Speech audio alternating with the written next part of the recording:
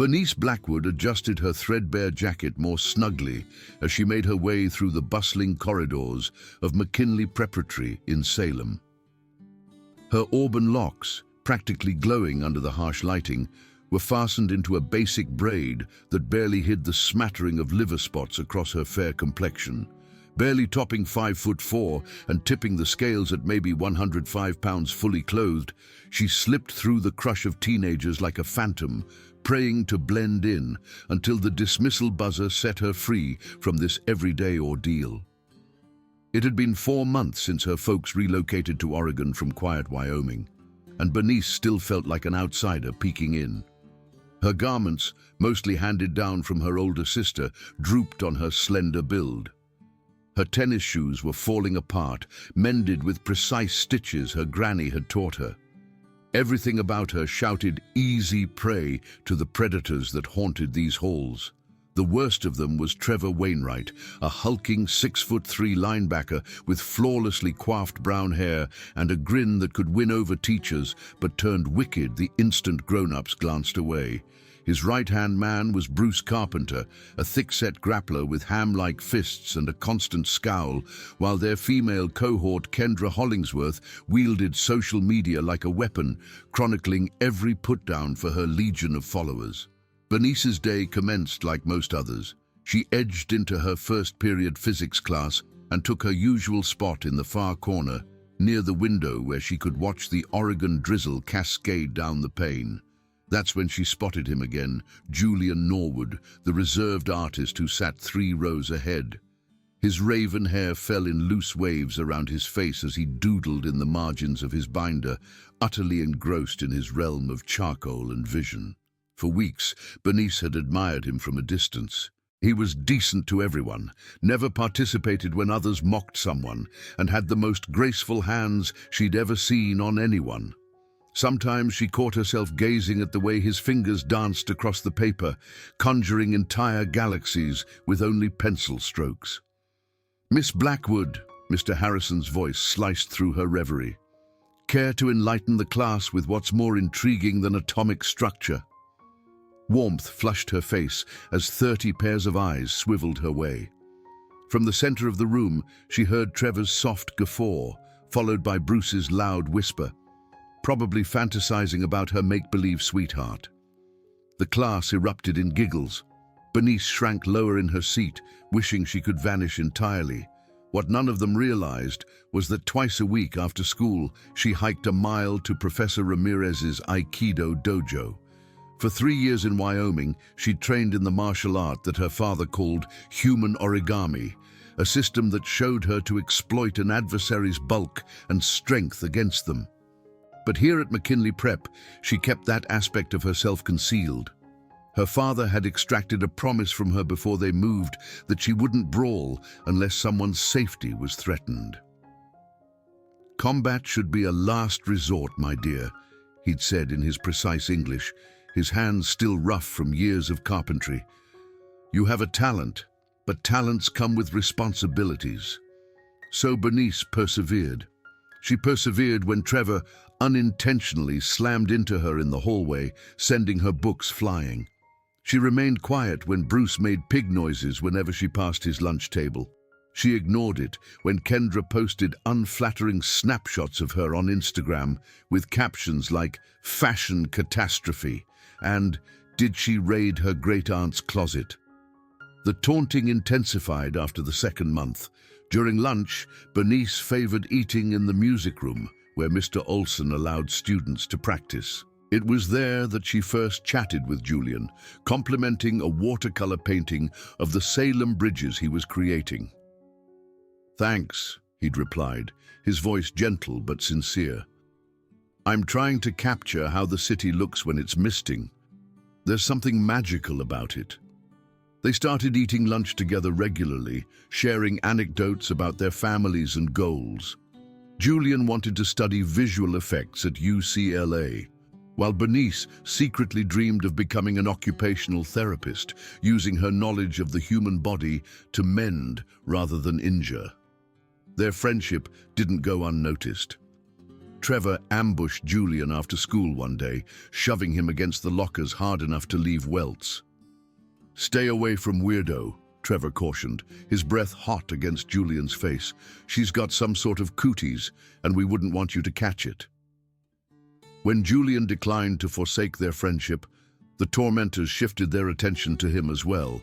Bruce began bumping into him during passing periods, while Kendra spread stories about them being strange loners who deserve each other. The final straw came on a dreary Friday in December. Bernice was sporting her best dress, a retro green pattern that had belonged to her great-grandmother. She'd saved it for school picture day, hoping that maybe just once she could appear pretty instead of pathetic. She was heading to her locker after lunch when she overheard Kendra's voice behind her. "Oh my gosh, did you peep what she's wearing? It looks like it came from a theater's wardrobe." "More like a charity shop reject pile," Bruce added, loudly enough for half the corridor to hear. Bernice's hands trembled as she worked her locker combination. "Just get through the day," she told herself. "Just 5 more hours." But Trevor had other plans. He materialized beside her with a pair of shears, the metal gleaming under the bright lights. "Guess what, Carrot Top? I reckon that dress needs some modifications." Before she could respond, he grabbed the bottom of her skirt and slashed upward, the sharp blades cutting through the flimsy material as if it was tissue. The sound was sickening in the abrupt quiet of the hallway, a tearing, ripping noise that seemed to reverberate off the walls. Students formed a circle, cell phones already rolling, as Bernice stood paralyzed in terror. The dress, her great-grandmother's dress, the only elegant thing she possessed, hung in shreds around her legs. Kendra was shrieking with glee, already uploading the clip to her social media pages. "There," Trevor said, stepping back to admire his handiwork. "Way better. Now it matches the rest of your junky wardrobe." That's when Julian burst through the crowd, his face red with anger. "What is wrong with you all? She never did anything to you." "Oh, look at that," Bruce jeered, pushing Julian hard enough to send him staggering.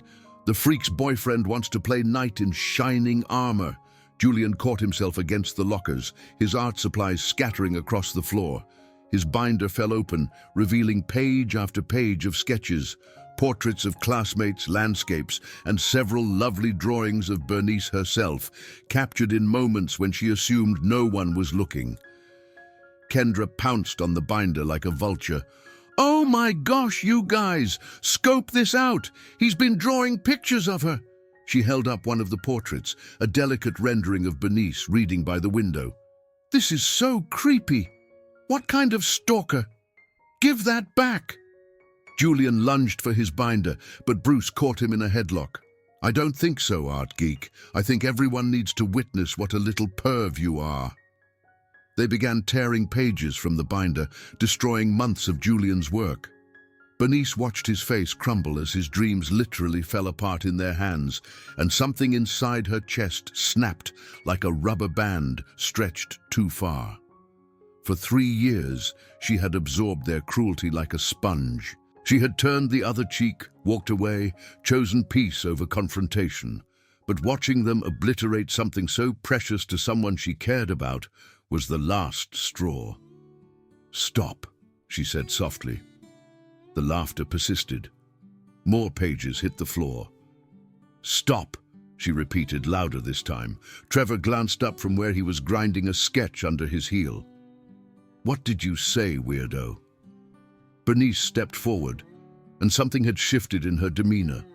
Her shoulders were back, her chin raised, and there was a stillness about her that was almost dangerous.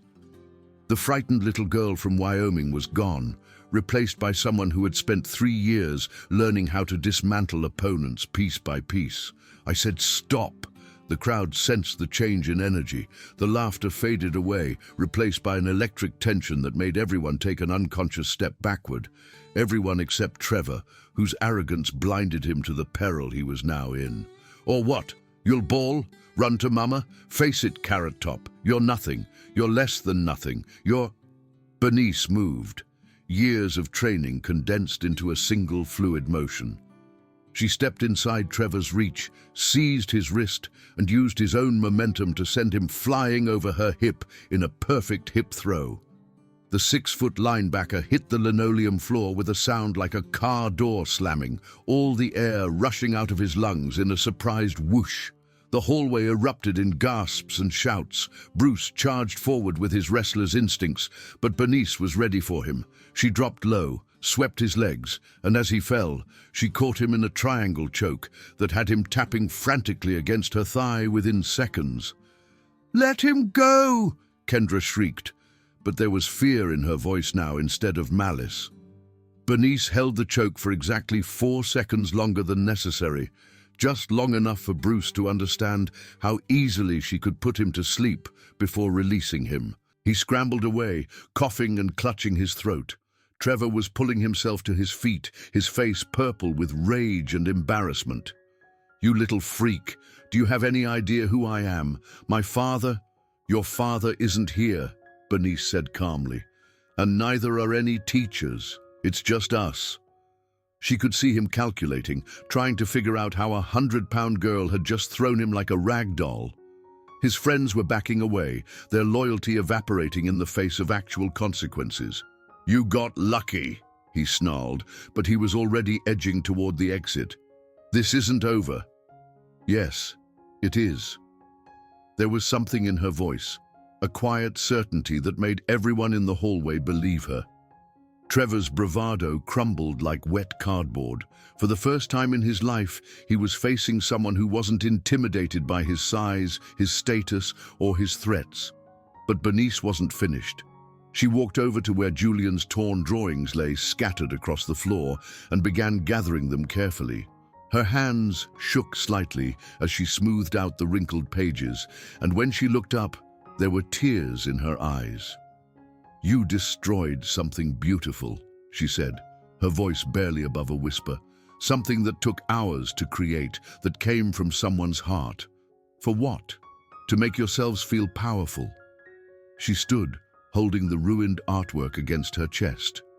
The torn dress hung around her legs like battle flags, but she wore the damage with dignity now. "You want to know what power really is?" she continued, her hazel eyes blazing. "Power is having the ability to harm someone and choosing not to. Power is protecting people who can't protect themselves. Power is creating instead of destroying." The crowd was silent now, phones still recording, but for different reasons. This wasn't just a fight anymore, it was a reckoning. Trevor made one last attempt to salvage his reputation. "You think you're so tough? Let's see how tough you are when—" He didn't get to finish the sentence. Bernice stepped forward, and this time there was no hesitation, no holding back. She grabbed his shirt, pulled him down to her level, and swept his legs again. But instead of letting him fall, she controlled his descent, lowering him to the ground in a move that was more dance than violence. She knelt beside him, one hand pressed against his chest, the other raised as if to strike. The entire hallway held its breath. "I could hurt you," she said softly, so only he could hear. "I could embarrass you the way you've embarrassed others. I could make you feel as small and helpless as you've made me feel every day for 4 months." Trevor's eyes were wide with fear, all his swagger gone. "But I won't," Bernice continued, "because I'm not you. I don't get my power from making others weak." She stood and stepped back, leaving him on the floor. "This is your choice, Trevor. You can keep being the person who destroys beautiful things, or you can be better. But if you ever touch me or my friends again, if you ever hurt someone who can't fight back, I will be there. And next time, I might not be so merciful." The crowd began to disperse, the show clearly over.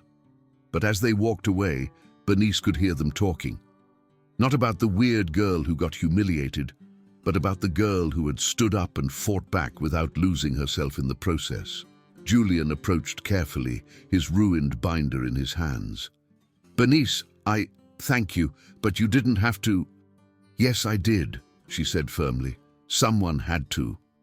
They walked to the school office together, where Bernice borrowed a safety pin to hold her dress together and Julian got ice for his bruised ribs. The secretary, Mrs. Jenkins, looked like she wanted to ask questions, but seemed to understand that sometimes silence was the better choice. Word of the hallway confrontation spread through McKinley Prep like wildfire. By the end of the day, the story had grown in the telling.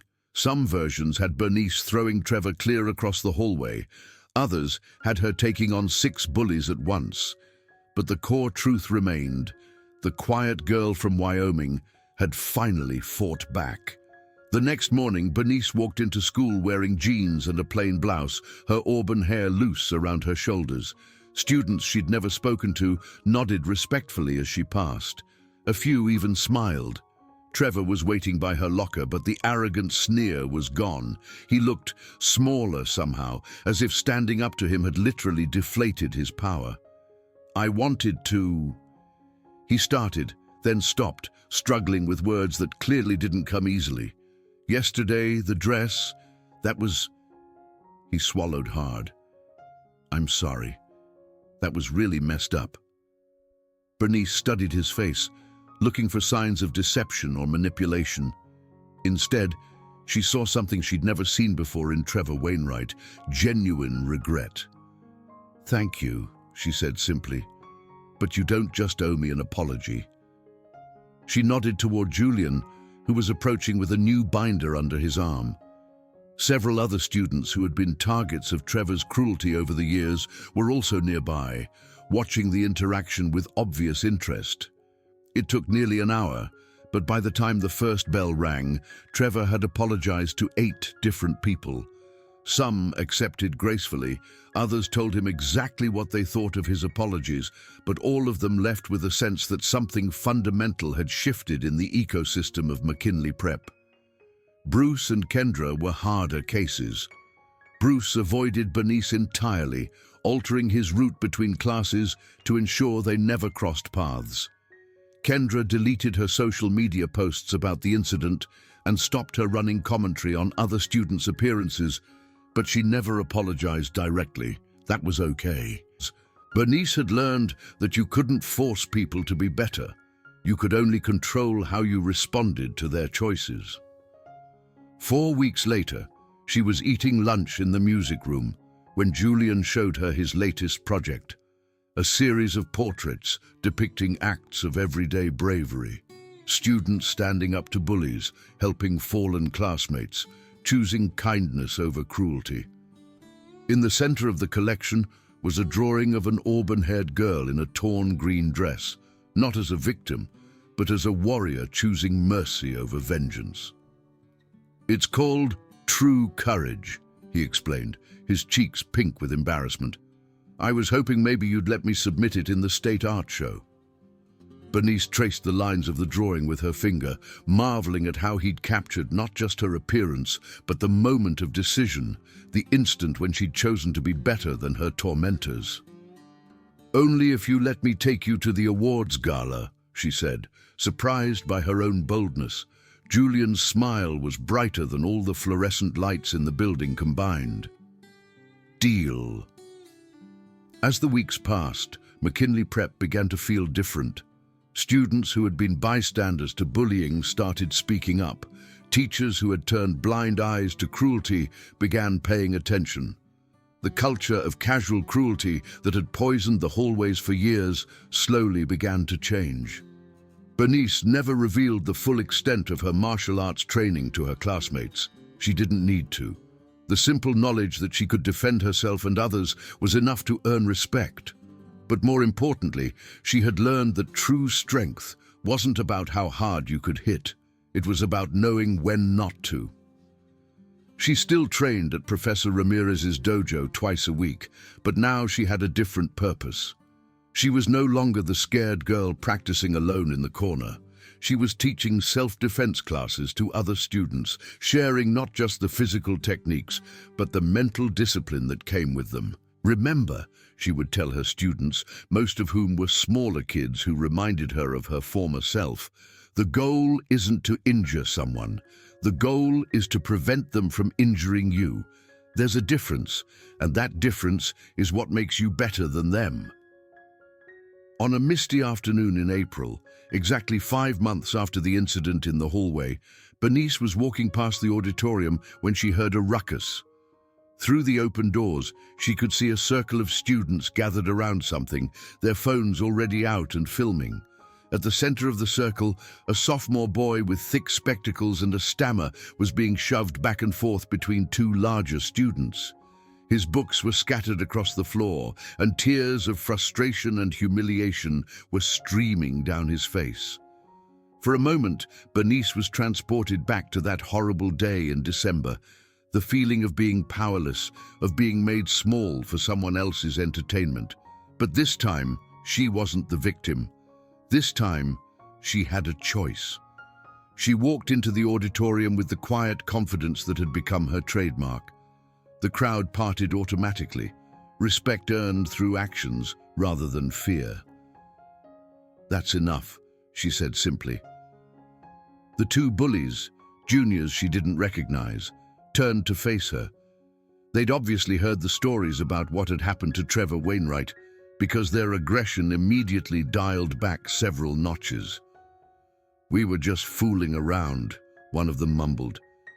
"No," Bernice said, helping the sophomore gather his books.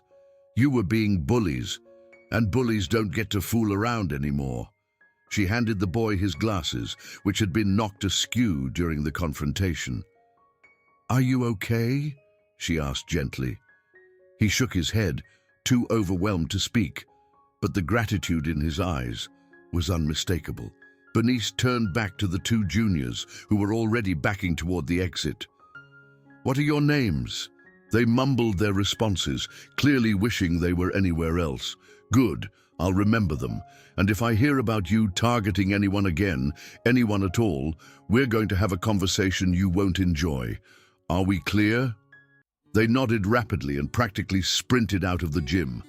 The crowd dispersed, disappointed that there hadn't been a fight, but impressed by the quiet authority Bernice now commanded. "Thank you," the sophomore whispered, finally finding his voice. "Thank me by paying it forward," Bernice replied. "When you see someone being picked on, speak up. You don't have to fight. Sometimes just showing that someone cares is enough to make bullies back down." She walked him to his next class, making sure he was okay before returning to her own schedule. As she moved through the hallways of McKinley Prep, Bernice reflected on how much had changed since that first day in October. She was no longer the invisible girl trying to disappear into the background. She wasn't the most popular student or the prettiest or the smartest, but she was respected. More importantly, she respected herself.